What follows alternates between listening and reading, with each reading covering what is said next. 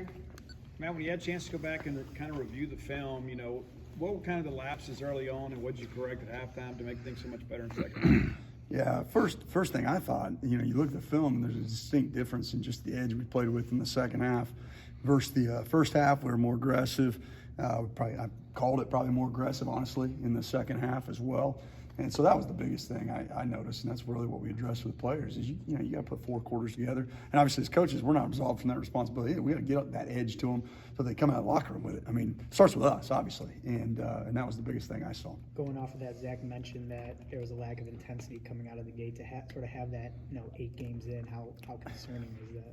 Yeah, I think I don't care if it's 8 games in or first game in. There's an edge you have to play this game with, and so yeah, it's always concerning when you do that, and you got to learn from it, and you can't let it happen. And it's as simple as that.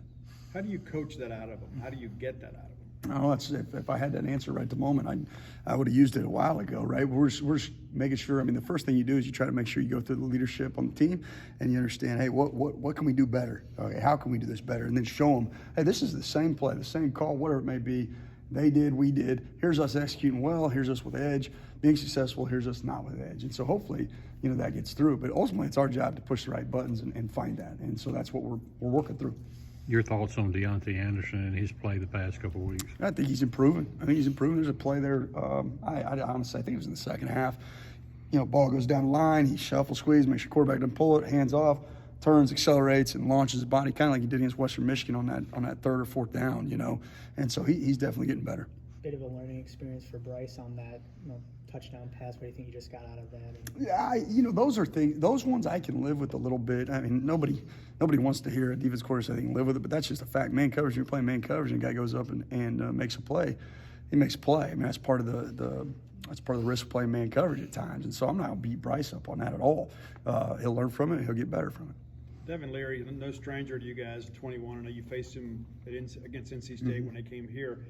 Any carryover from that? What are your thoughts about him as a passer, and how's he been progressed in the last couple of years?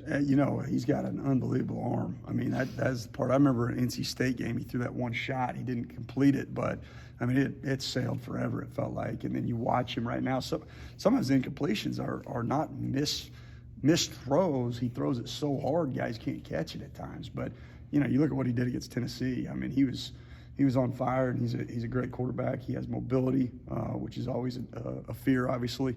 But no, he's obviously progressed as well.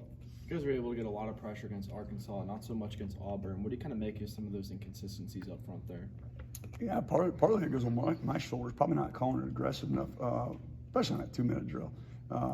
Some of that's on me, being more aggressive, But other times, we get stuck on blocks. We dip our head inside when we shouldn't, things like that we have to correct as well. No surprise to see Kentucky have a good rushing attack again. Just what makes that unit for them so so tough to slow down? I think number one, that's the identity of their program. I mean, it has been ever since I've been here.